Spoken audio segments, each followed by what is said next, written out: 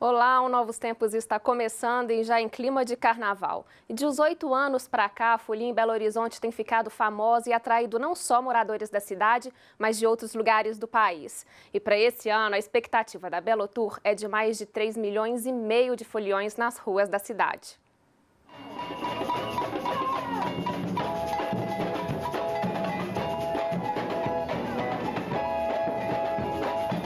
O que você acha do carnaval em BH? Eu acho o Carnaval de Belo Horizonte muito interessante, principalmente porque cresceu muito nesses últimos anos, né? E os bloquinhos super organizados. E espero que esse ano também seja tão bom quanto os últimos anos. Eu acho muito gostoso, ainda mais por ser de dia e tal. Bem melhor do que ser de noite, menos perigoso e tal. E eu acho muito bom esses bloquinhos que sempre tem. Isso eu acho legal, porque na maioria das vezes a galera tinha que sair de BH para poder ir caçar carnaval em outras cidades. Então agora tendo isso aqui em BH fica muito mais cômodo pra galera.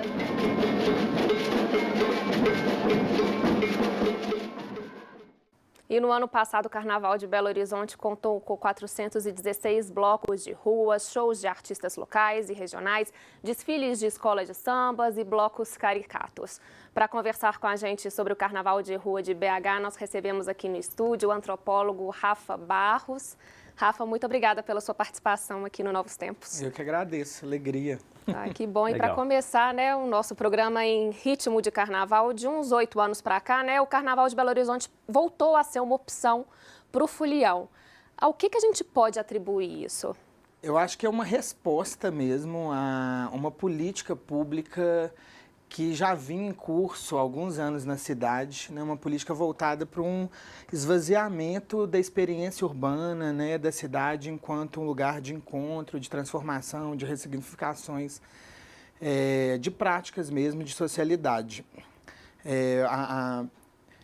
O carnaval que já teve em Belo Horizonte o seu apogeu nas décadas de 70 e 80, eu não sei se o público sabe disso, né, mas BH já teve o segundo maior carnaval do Brasil, principalmente carnavais de escolas de samba, e foi graças a ações deliberadas do poder público, né, de cunho eleitoral, de diluição dos laços comunitários das comunidades periféricas, das famílias que organizavam as escolas de samba e das intervenções urbanas, né, com a construção de grandes vias, grandes viadutos que acabaram removendo de forma forçada várias comunidades.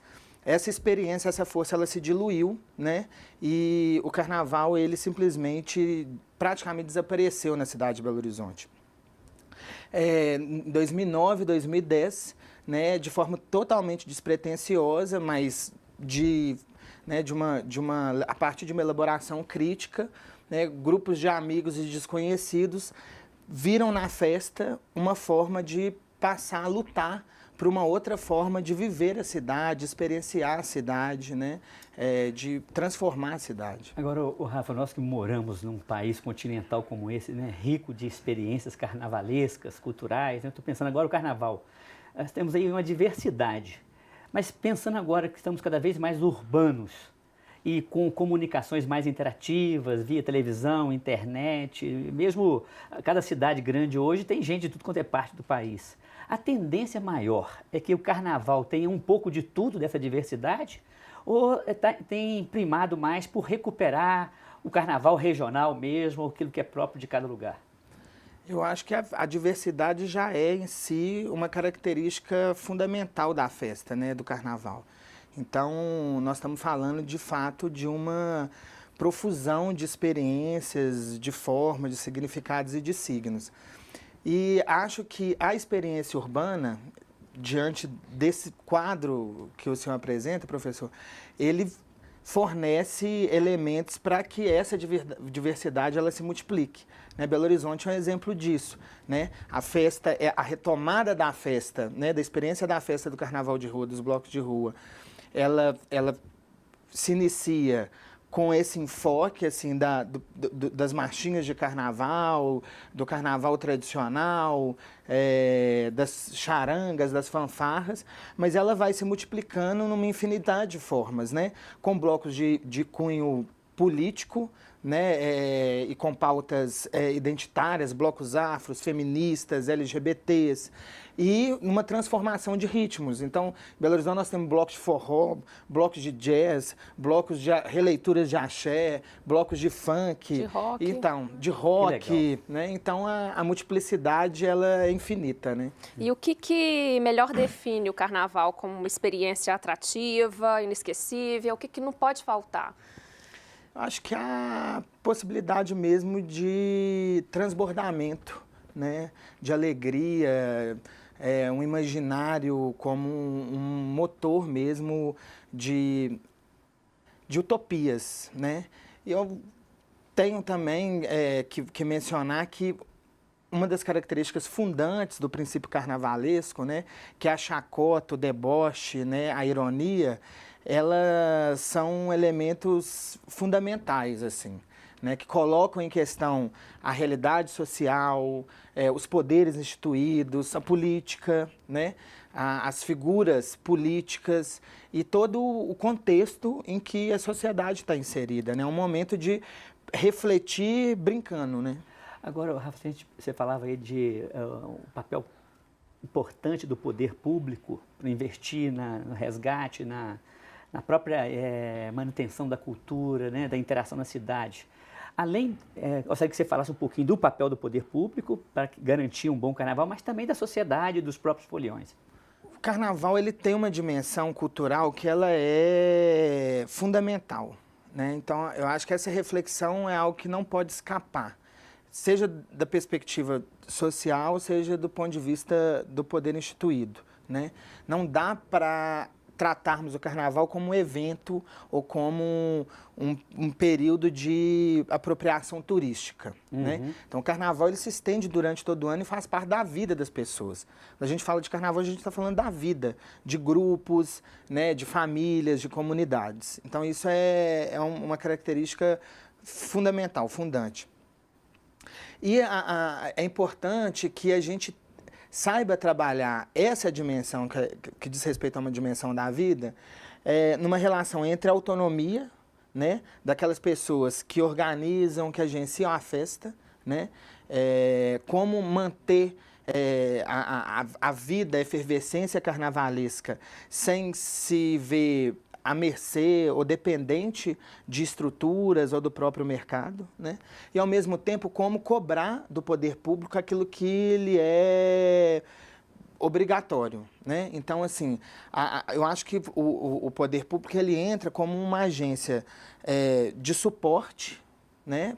Garantindo questões básicas como segurança, limpeza, garantia da saúde, né, a harmonia para a circulação das pessoas em relação à ocupação das vias, né? E, ao mesmo tempo, ele é um agente importante também no processo de distribuição do capital, de controle do mercado, né? Porque a festa vai ganhando uma proporção tão grande que o mercado vem com uma voracidade que tudo quer engolir. E aí eu acho que é função do Estado atuar de forma a regrar esse processo, porque a força do capital, a força do mercado é muito forte. E ao descrever esse papel do poder público, da sociedade, para garantir que o carnaval, né, mantenha essa tradição e tal, como é que você avalia atualmente que estejam acontecendo essas responsabilidades? Tanto da sociedade, do mercado, mas também, sobretudo, do poder público.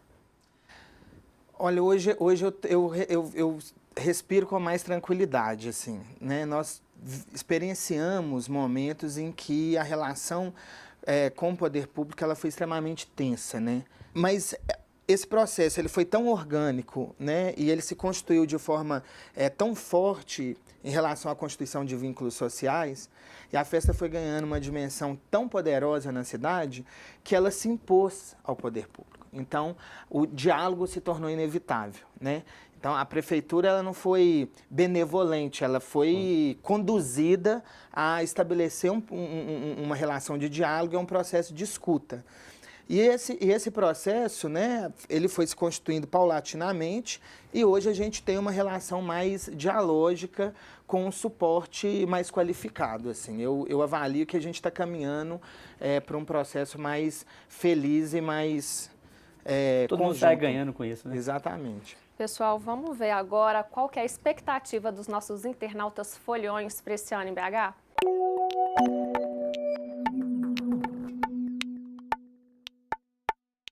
Bom, vou pedir para vocês darem uma olhadinha aqui no nosso telão, para a gente conferir o comentário dos internautas. Primeiro, o melhor carnaval que já passei, que venham melhores.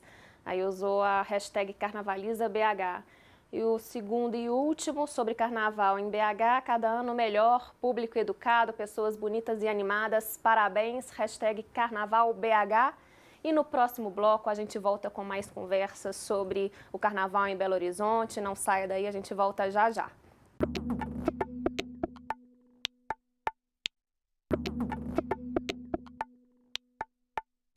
Estamos de volta com novos tempos e em clima de carnaval. E durante os dias de folia, as ruas da cidade são invadidas por blocos de todos os tipos, sem restrições. Afinal, o carnaval é uma festa popular e democrática. Todo mundo cabe no mundo, todo mundo cabe.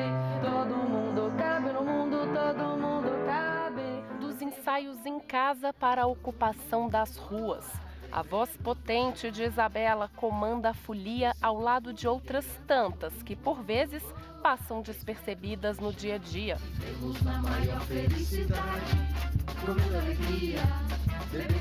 Dá uma emoção tão grande a hora que a gente chega lá, que a gente sobe no caminhãozinho e vê pessoas com limitações físicas, pessoas com limitações mentais, pessoas de todas as idades, mais novas, mais velhas. Não tem nem como descrever muito, assim, é só indo mesmo e vendo mesmo como que acontece para sentir, sabe?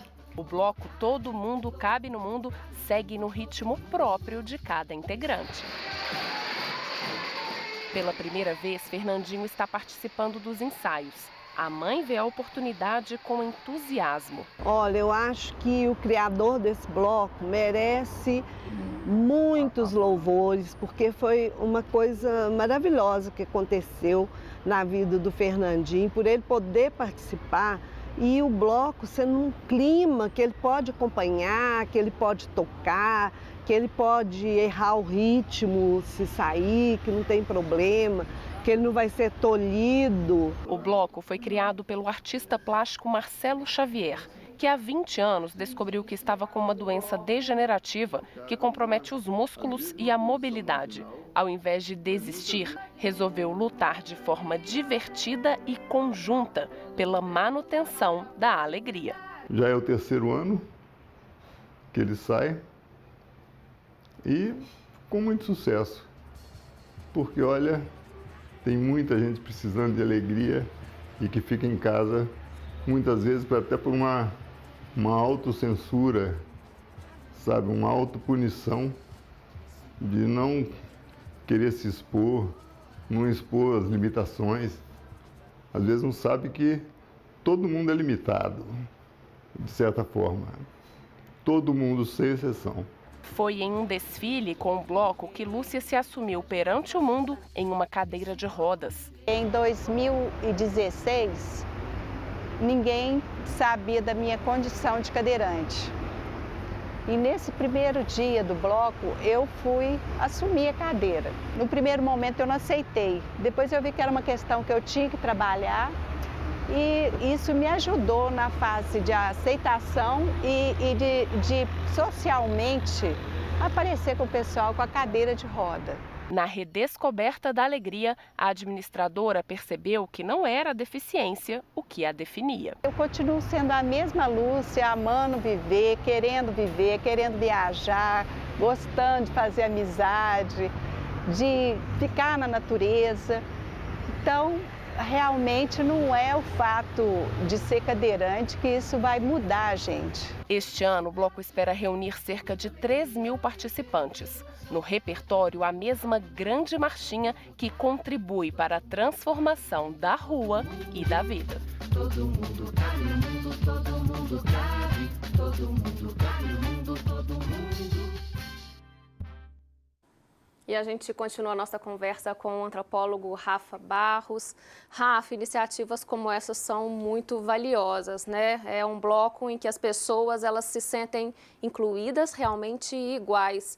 Mas só que isso aí devia ser uma coisa comum, né, normal no carnaval, né, mais democrática, sem preconceito.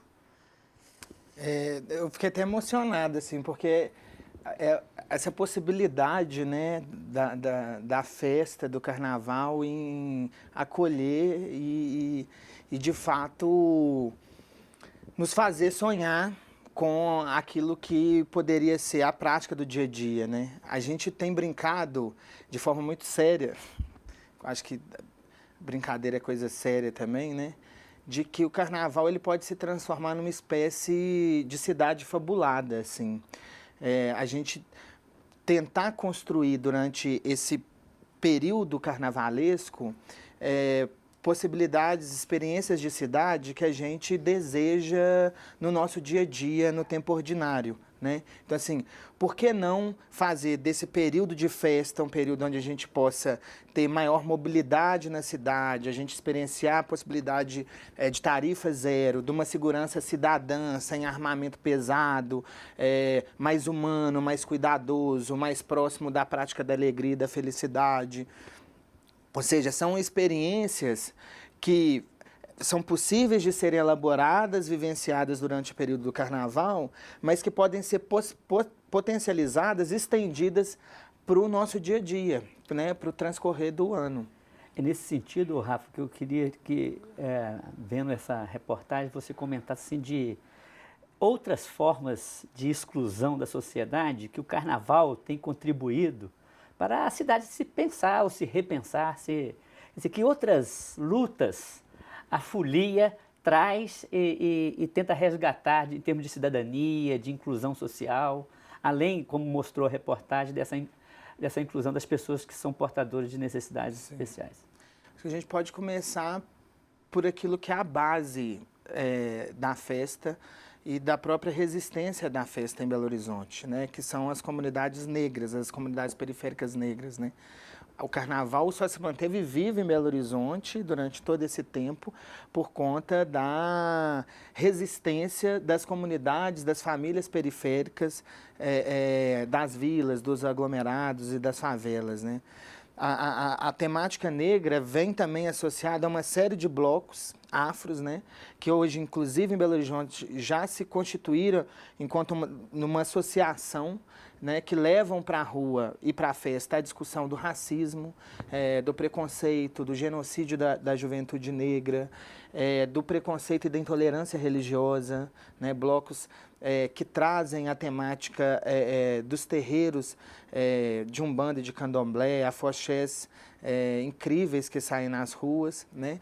Há toda uma pauta em relação à territorialidade, né? A diversidade do tecido urbano da cidade, o encontro de blocos com lutas sociais, como as ocupações urbanas, né? Esse ano a gente vai sair no Barreiro, por exemplo, na segunda-feira, com filhos de Tchá-Tchá, nas ocupações urbanas, fortalecendo a luta por moradia, por dignidade, né? Por melhores condições de vida. E uma coisa incrível que as ocupações estão fazendo, que é elaborando uma frente pela constituição de um parque das ocupações, que é um corredor verde que ligam 7 ocupações do Barreiro, e essas famílias que muitas vezes são acusadas de agredir o meio ambiente estão se unindo para lutar pela preservação de uma grande mata e de 3 nascentes que ainda vivem ali entre as ocupações. E o tema, né, violência contra a mulher, também é um dos que promete, né, sair nesses blocos com a campanha Paquerar Pode, mas não é não.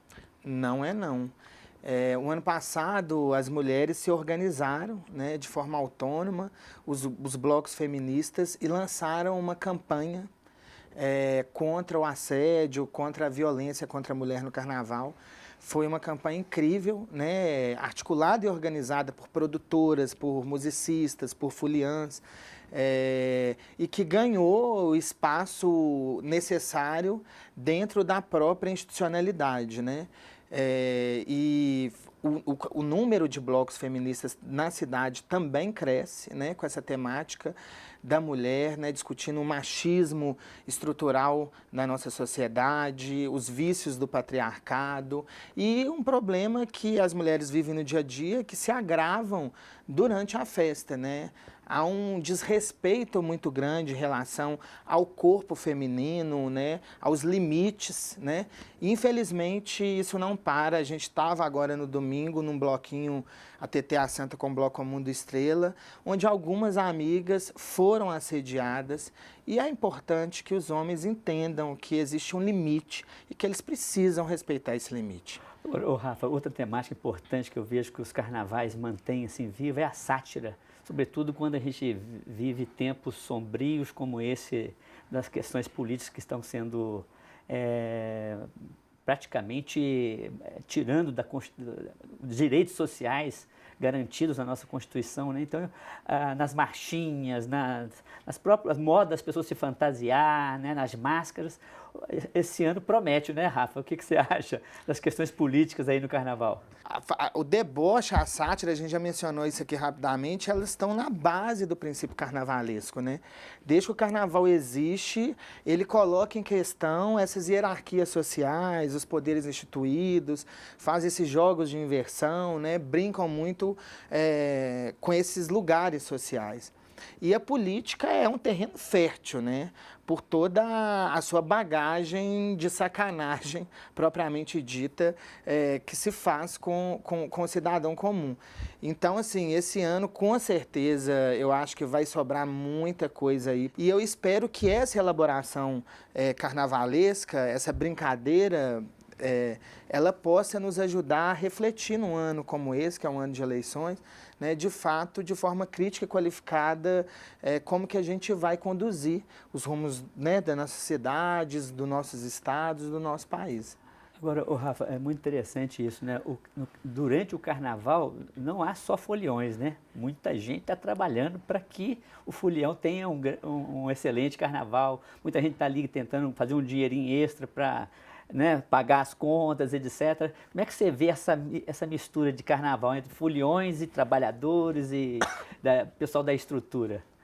Você sabe que quando a gente começou com essa história de Carnaval, da retomada do Carnaval, uma das grandes dificuldades que a gente tinha com a BH Trans e com a Polícia Militar era o fato de que, como não havia festa na cidade, esse era um período em que aconteciam férias coletivas.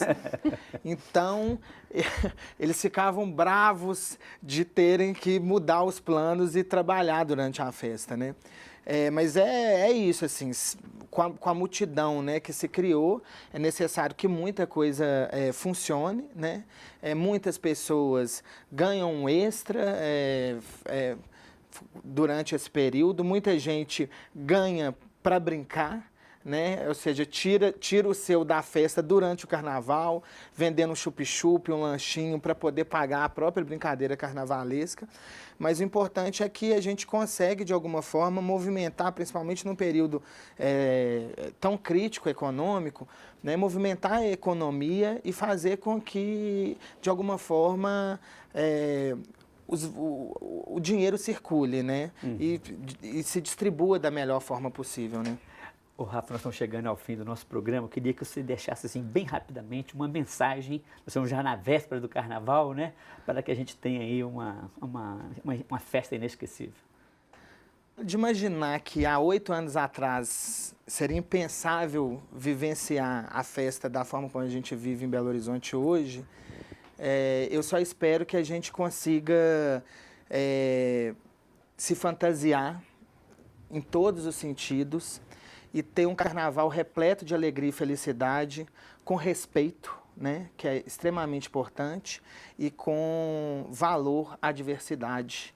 Ok. É isso. Ô, Rafa, muito obrigado pela sua presença aqui no nosso programa, enriquecendo, contribuindo, né, para que a gente tenha aí um excelente Carnaval. Tá? Muito obrigado. Eu que agradeço. Bom Carnaval pra gente. Rafa, muito obrigada. Bom Carnaval pra gente. E o Novos Tempos é uma parceria da PUC TV Minas com o Ânimo, Sistema Avançado de Formação da PUC Minas. A gente volta na semana que vem. Até lá!